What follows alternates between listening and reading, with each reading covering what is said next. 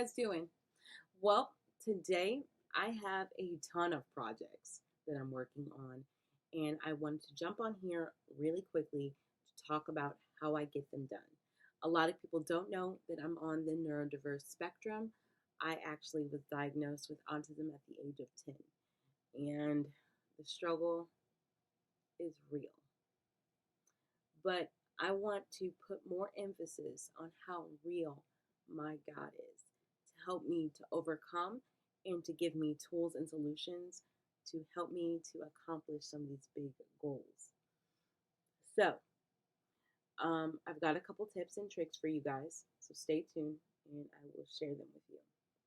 The first thing that you want to do is you want to acknowledge that you're having a problem with something.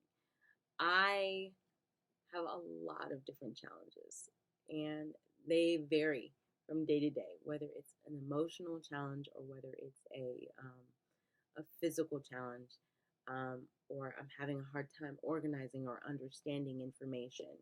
Acknowledge that you have a challenge and love yourself through that challenge. And then, number two, go to God and ask Him to help you. Be like, listen, Lord, I need your help. He is aware of the way that He created you. And that's something that's key that we should remind ourselves of regularly. He knows your challenges, He knows your strengths. He wants to help you through them. And so, why are we trying to do this on our own? I don't get it. When it hit me, I was like, well, duh, Sarah. Why are you doing this on your own? It's so much easier if I do exactly what He wants me to do and helps me to do in the in between time. Okay? Number three, one of the ways that He will help us is through other people. So finding an accountability partner. I have several different people in my life who help me. Like, for example, I have a business manager who helps me to manage my projects that I'm working with. I have business mentors and relationship mentors and life coaches who help me with dealing with managing through some of the other things that I have going on. And they keep me accountable on my projects. Number four, you want to take whatever big project that you're working on and simplify it into the smallest things. If you want to run a marathon, it starts with one step, and then the second step, and then the third step, and the fourth step. Trying to run a marathon all from nothing to running a marathon is going to take you out.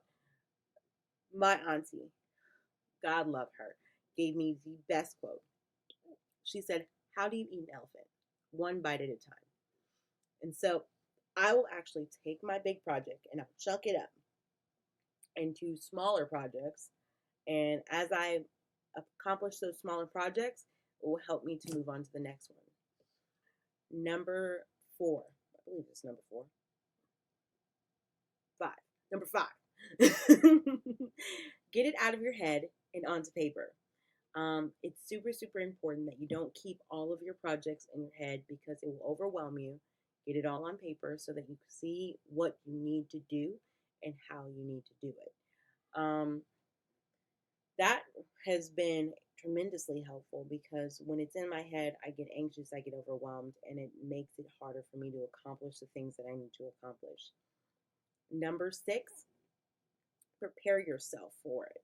So when you're about to attack a project, I put on makeup, I do my hair, I put on something cute because I have always worked in professional environments. And so for me, when I put on makeup or I put on a certain fragrance, I know I'm ready to work. That's a part of my process in working every single day. And so when I was not working, I knew that I had to do the same kind of thing to mentally psych myself into working on the days that I was at home, working from home, doing freelancing projects.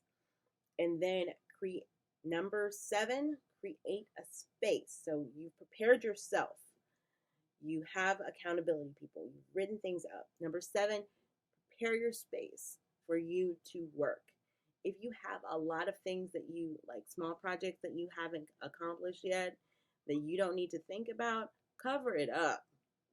Cover it up. Okay? I don't need to look at it. I don't need it in my eyesight because that's a distraction from what I need to do, right? So that's why this blanket is here. You see this blanket? It's covering up my papers that are not organized that I need to file later on. And I'm going to get to that. I will. But right now, I'm making a video. So cover up whatever like small projects at home that might be a distraction from you. Separate yourself, go into a different space and work so that you're not stuck in it. Also, with preparing your environment, you also want to maybe listen to good music or put on something that makes you happy. Anything that keeps you in a joyful place will help you to stay at peace as you're accomplishing your goals.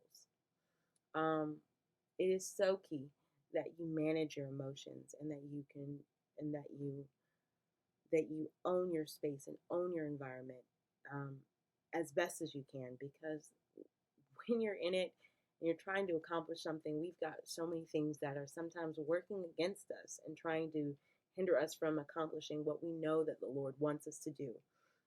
So those are my tips for you, um, to help you to process through what it is that you need to do so you can finish.